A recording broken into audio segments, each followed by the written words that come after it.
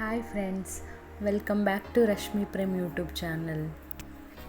ಇವತ್ತು ಒಂದು special video ಏನಂದರೆ, ಅವತ್ತು ನಾನು 6 ಗಂಟೆಗೆ ಎದ್ದಿದ್ದೆ ಬೆಳಗ್ಗೆ. ವ್ಯೂ ತುಂಬ ಚೆನ್ನಾಗಿತ್ತು. ನಮ್ಮ ಹೊಸ ಮನೆ ಸುತ್ತಮುತ್ತ ಫಾಗ್ ಬಿದ್ದಿತ್ತು. ಅದು ನೋಡೋಕ್ಕೆ ತುಂಬ ಚೆನ್ನಾಗಿ ಅನ್ನಿಸ್ತಾ ಇತ್ತು. ಈ ವಿಡಿಯೋಲಿ ಹೆಂಗೆ ಕಾಣಿಸ್ತಿದೆಯೋ ಗೊತ್ತಿಲ್ಲ, ಡೈರೆಕ್ಟಾಗಿ ನೋಡೋಕ್ಕೆ ತುಂಬ ಚೆನ್ನಾಗಿತ್ತು. ಒಳ್ಳೆ ಸ್ವರ್ಗ ಇದ್ದಂಗೆ ಅನ್ನಿಸ್ತು. ಹಾಗಾಗಿ ಬೇಗ ಎದ್ದು ಅವತ್ತು ವಿಡಿಯೋ ಮಾಡ್ಕೊಳ್ಳೋಣ, ನಿಮಗೋಸ್ಕರ ತೋರಿಸೋಣ ಹೇಗಿರುತ್ತೆ ಅಂತ ಅಂದ್ಕೊಂಡು ಈ ವಿಡಿಯೋನ ಮಾಡ್ತಾಯಿದ್ದೀನಿ. ನಿಮಗೆಲ್ಲ ಹೇಗೆ ಅನ್ನಿಸ್ತಿದೆ, ಚೆನ್ನಾಗಿ ಅನ್ನಿಸ್ತಿದೆಯಾ ನಮ್ಮ ಹಳ್ಳಿ ಮನೆ ಅಂತ ಒಂದು ಕಾಮೆಂಟ್ ಮಾಡಿ. ನಾವು ಈ ಮನೆಗೆ ಪುಟ್ಟ ದೇವಾಲಯ ಅಂತ ಹೆಸರಿಟ್ಟಿದ್ದೀವಿ. ಯಾಕೆಂದರೆ ಅಪ್ಪನ ಹೆಸರು ದೇವೇಗೌಡ, ಅಮ್ಮನ ಹೆಸರು ಪುಟ್ಟಲಕ್ಷ್ಮಿ. ಅದೆರಡೂ ಮಿಕ್ಸ್ ಮಾಡಿ ಪುಟ್ಟ ದೇವಾಲಯ ಅಂತ ಕರಿತಾ ಇದ್ದೀವಿ ಮನೇನ. ನಮಗದು ನೋಡಿದಾಗ ಹಾಗೆ ಅನಿಸುತ್ತೆ. ಈಗ ಊರಿಂದ ಹೋಗುವಾಗ ಒಳಗೆ ಏನು ನಮ್ಮ ಜಮೀನು ಹತ್ರ ಹೋಗ್ತೀವಿ, ಹೋಗುವಾಗ ಅದು ಕಾಣುತ್ತೆ ದೂರದಿಂದನೇ. ಆ ಮನೆ ಕಂಡಾಗ ಏನೋ ಒಂಥರ ಖುಷಿಯಾಗುತ್ತೆ. ನಾವೇನು ಅಂದ್ಕೊಂಡಿದ್ವಿ ಅದಕ್ಕಿಂತ ಚೆನ್ನಾಗಿ ಬಂತು ಮನೆ ಅಂತ ಖುಷಿಯಾಗುತ್ತೆ. ಆ್ಯಕ್ಚುಲಿ ರೋಡ್ ಸೈಡಲ್ಲಿ ಇರಬೇಕಿತ್ತು ಅಂತ ಒಂದೊಂದು ಸಲ ಅನ್ನಿಸ್ತಿತ್ತು ನಮಗೆ. ಮುಂಚೆ ನಾವು ಬೇರೆ ಜಾಗ ನೋಡಿದ್ವಿ, ಮನೆ ಕಟ್ಟೋಕ್ಕೂ ಮುಂಚೆ ರೋಡ್ ಸೈಡಲ್ಲಿ ಇತ್ತು ಜಾಗ. ಅದು ನೋಡಿದ್ವಿ, ಅದು ಕೊನೆಗೆ ಬೇಡ ಅಂತ ಡಿಸೈಡ್ ಮಾಡಿ ಅದು ಏನೇನೋ ಆಗಿ ಈ ಜಾಗದಲ್ಲಿ ಕಟ್ಟೋಕ್ಕೆ ನಿರ್ಧಾರ ಮಾಡಿದ್ವಿ. ಈಗ ಭಾಳ ಖುಷಿಯಾಗುತ್ತೆ. ದೇವರು ಏನೇ ಮಾಡಿದ್ರೂ ನಮ್ಮ ಒಳ್ಳೆಯದಕ್ಕೆ ಮಾಡಿರ್ತಾನೆ ಅನ್ನೋದಕ್ಕೆ ಇದೇ ಸಾಕ್ಷಿ.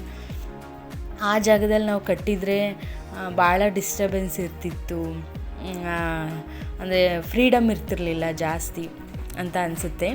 ನೋಡಿ, ಅಲ್ಲಿ ಬಟ್ಟೆಗಳು ಆ ತೆಂಗಿನ ಮರಕ್ಕೆ ಈ ತೆಂಗಿನ ಮರಕ್ಕೆ ದಾರ ಹಾಕಿ ಒಣಗಾಕಿರೋದು. ಯಾಕೆ ಅಂದರೆ ಇನ್ನೂ ಎಲ್ಲೂ ಮೊಳೆ ಏನೂ ಒಡಿಸಿರ್ಲಿಲ್ಲ ಆವಾಗ ಮನೆಗೆ. ಹಾಗಾಗಿ ಆ ಥರ ಒಣಗಾಕಿದ್ದಾರೆ.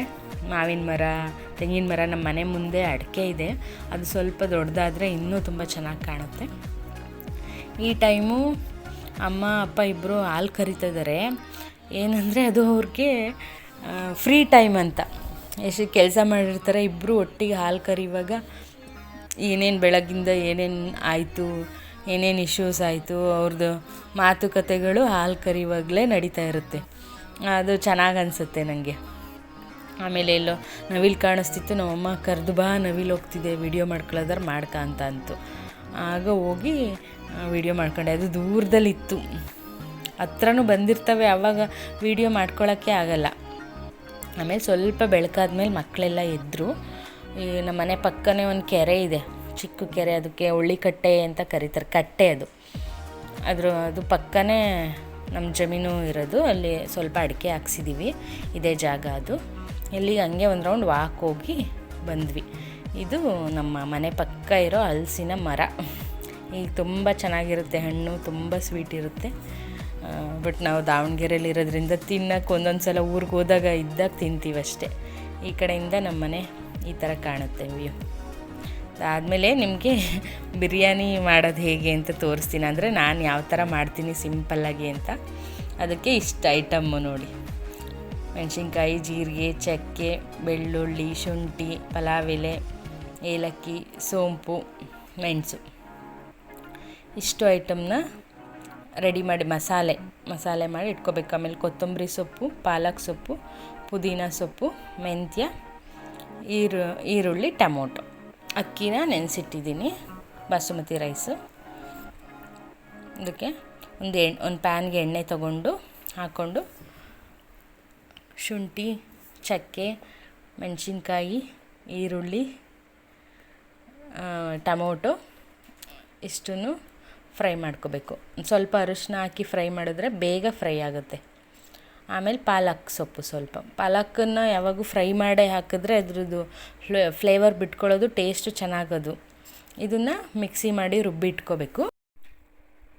ನಂತರ ಸ್ಟವ್ ಹಚ್ಕೊಂಡು ಒಂದು ಕುಕ್ಕರ್ ಇಟ್ಕೊಂಡು ಅದಕ್ಕೆ ಎಣ್ಣೆ, ಅದು ಬಿಸಿ ಆದಮೇಲೆ ಚಕ್ಕೆ, ಪಲಾವ್ ಎಲೆ, ಸೋಂಪು, ಜೀರಿಗೆ ಇಷ್ಟು ಹಾಕಿ ಫ್ರೈ ಮಾಡಿ, ಈರುಳ್ಳಿ ಹಾಕಿ ಮತ್ತೆ ಫ್ರೈ ಮಾಡಿಕೊಂಡು, ಅದು ಸ್ವಲ್ಪ ಫ್ರೈ ಆದಮೇಲೆ ಅದಕ್ಕೆ ಟೊಮೊಟೊ ಉದ್ದುದ್ದ ಹೆಚ್ಕೊಂಡ್ರೆ ಅದೊಂಥರ ಟೇಸ್ಟು, ಸಣ್ಣಗೆ ಹೆಚ್ಕೊಂಡ್ರೆ ಅದೊಂಥರ ಟೇಸ್ಟು. ಆಮೇಲೆ ಕೊತ್ತಂಬರಿ ಸೊಪ್ಪು, ಸ್ವಲ್ಪ ಮೆಂತ್ಯ ಸೊಪ್ಪು, ಒಂದು ಸ್ವಲ್ಪ ಪುದೀನ ಸೊಪ್ಪು ಇಷ್ಟು ಹಾಕಿ ಚೆನ್ನಾಗಿ ಫ್ರೈ ಮಾಡಿಕೊಂಡು ಆಮೇಲೆ ಚಿಕನ್ ಹಾಕ್ಕೋಬೇಕು. ಆಮೇಲೆ ಎಷ್ಟು ಬೇಕಷ್ಟು ಉಪ್ಪು, ಆಮೇಲೆ ಮುಂಚೆನೇ ನಾವು ರುಬ್ಕೊಂಡಿದ್ವಲ್ಲ ಮಸಾಲ, ಆ ಮಸಾಲ ಹಾಕ್ಕೊಂಡು ಚೆನ್ನಾಗಿ ಫ್ರೈ ಮಾಡ್ಕೋಬೇಕು. ಇದಕ್ಕೆ ನಾನು ಬಿಸಿನೀರು ಮುಂಚೆನೇ ಕಾಯಿಸಿಟ್ಕೊಂಡಿದ್ದೆ. ಆ ಕಾಯಿಸಿಟ್ಕೊಂಡ್ರೆ ಬೇಗ ಆಗುತ್ತೆ. ಆ ಬಿಸಿನೀರು ಹಾಕಿ ನೋಡಿ, ಹಾಕಿದ ತಕ್ಷಣ ಅದು ಕುದಿ ಬಂದ್ಬಿಡ್ತು. ಆ ಬಿಸಿನೀರು ಹಾಕಿ ಆಮೇಲೆ ಅಕ್ಕಿ ಹಾಕಬೇಕು, ತೊಳೆದಿಟ್ಕೊಂಡಿರೋ ಅಕ್ಕಿ ಹಾಕಬೇಕು, ಸ್ವಲ್ಪ ತುಪ್ಪ ಇಷ್ಟು ಹಾಕಿ ಚೆನ್ನಾಗಿ ಬೇಯಿಸಬೇಕು. ಅಂದರೆ ಒಂದು 75% ಅಷ್ಟು ಬೆಂದಾದಮೇಲೆ ಲೋ ಫ್ಲೇಮಲ್ಲಿಟ್ಟು ನಾವು ಕುಕ್ಕರ್ ಮುಚ್ಚಳನ ಮುಚ್ಚಬೇಕು.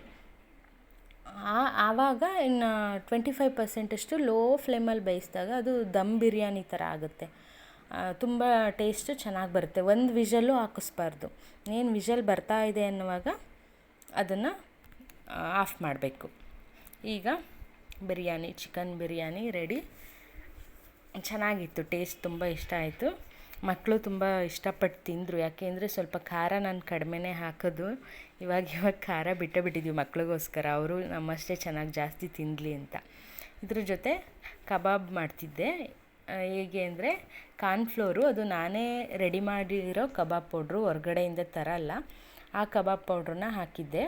ಶುಂಠಿ ಬೆಳ್ಳುಳ್ಳಿ ಪೇಸ್ಟು, ಸ್ವಲ್ಪ ಉಪ್ಪು, ಖಾರಕ್ಕೆ ಎಷ್ಟು ಬೇಕೋ ಅಷ್ಟು ಖಾರದ ಪುಡಿ, ಆಮೇಲೆ ಒಂದು ಮೊಟ್ಟೆ, ಇಷ್ಟನ್ನು ಹಾಕಿ ಮಿಕ್ಸ್ ಮಾಡ್ಕೋಬೇಕು. ಕರ್ಬೇವಿನ ಸೊಪ್ಪು ಮತ್ತು ಎಳ್ಳು ಇದು ಹಾಕೋದ್ರಿಂದ ಎಕ್ಸ್ಟ್ರಾ ಟೇಸ್ಟು ಚೆನ್ನಾಗಿ ಬರುತ್ತೆ. ಹೋಟೆಲಲ್ಲಿ ಹೆಂಗೆ ತಿಂತೀವೋ ಅದೇ ಥರ ಇರುತ್ತೆ. ಇದನ್ನು ಮೊದಲು ಚೆನ್ನಾಗಿ ಮಿಕ್ಸ್ ಮಾಡಿಕೊಂಡು ಆಮೇಲೆ ಇದಕ್ಕೆ ಚಿಕನ್ ಹಾಕ್ಕೋಬೇಕು. ಚಿಕನ್ ಹಾಕಿ ನಾನು ಮ್ಯಾರಿನೇಟ್ ಮಾಡಿದ್ದೆ 1 ಅವರು. ಚಿಕನ್ ಹಾಕೋದೆಲ್ಲ ತೋರ್ಸೋಕ್ಕೆ ಹೋಗಲಿಲ್ಲ, ಯಾಕೆಂದರೆ ತುಂಬ ಹಸಿ ಚಿಕನ್ ನೋಡೋದ್ರಿಂದ ಕೆಲವ್ರಿಗೆ ಚೆನ್ನಾಗಿ ಅನಿಸಲ್ಲ ವಿಡಿಯೋ, ಹಾಗಾಗಿ.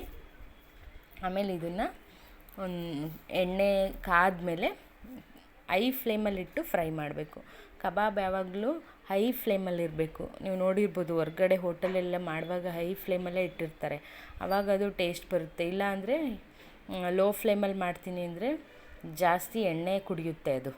ಹಾಗಾಗಿ ಹೈ ಫ್ಲೇಮಲ್ಲೇ ಫ್ರೈ ಮಾಡಬೇಕು. ಇದು ನೋಡ್ಬೋದು ನೀವು, ಕಲ್ಲರ್ ಜಾಸ್ತಿ ಬಂದಿಲ್ಲ ಅದು. ಯಾಕೆ ಅಂದರೆ ನಾನು ಅಂಗಡಿಯಿಂದ ತಂದಿರೋ ಕಬಾಬ್ ಪೌಡ್ರ್ ಹಾಕಿಲ್ಲ, ನಾನೇ ಮನೇಲಿ ರೆಡಿ ಮಾಡಿರೋ ಕಬಾಬ್ ಪೌಡ್ರು. ಹಾಗಾಗಿ ಕಲ್ಲರ್ ಇಲ್ಲ ಅದರಲ್ಲಿ. ಹೆಲ್ತಿನೂ ಇರುತ್ತೆ. ಏನಂದರೆ ಎಣ್ಣೆಲಿ ಕರಿತೀವಿ ಅನ್ನೋದೊಂದು, ಬಟ್ ಕಬಾಬ್ನ ಮಕ್ಕಳು ತುಂಬ ಇಷ್ಟಪಟ್ಟು ತಿಂತಾರೆ. ಬೇರೆ ನಾನ್ ವೆಜ್ ಎಲ್ಲದಕ್ಕಿಂತ ಕಬಾಬ್ನ ಇಷ್ಟಪಟ್ಟು ತಿಂತಾರೆ, ಹಾಗಾಗಿ ಮಾಡೋದು. ಏನು ಒಂದು 15 ಡೇಸ್ಗೊಂದ್ಸಲ ಮಾಡಿದ್ರೆ ಏನು ಪ್ರಾಬ್ಲಮ್ ಇಲ್ಲ, ತಿನ್ಬೋದು. ಜಾಸ್ತಿ ತಿನ್ನಬಾರ್ದು ನಾನ್ ವೆಜ್ ಅಷ್ಟೇ. ಈ ವಿಡಿಯೋ ನಿಮ್ಗೆ ಹೇಗೆ ಅನ್ನಿಸ್ತು ಅಂತ ಕಮೆಂಟ್ ಮಾಡಿ. ಮತ್ತು ನನ್ನ ಚಾನಲ್ನ, ರಶ್ಮಿ ಪ್ರೇಮ್ ಯೂಟ್ಯೂಬ್ ಚಾನಲ್ನ ಸಬ್ಸ್ಕ್ರೈಬ್ ಮಾಡ್ಕೊಳ್ಳಿ. ಹಾಗೆ ಲೈಕ್ ಮಾಡಿ, ಶೇರ್ ಮಾಡಿ, ನಿಮ್ಮ ಫ್ರೆಂಡ್ಸ್ ಆ್ಯಂಡ್ ಫ್ಯಾಮಿಲಿಗೆ ಶೇರ್ ಮಾಡಿ.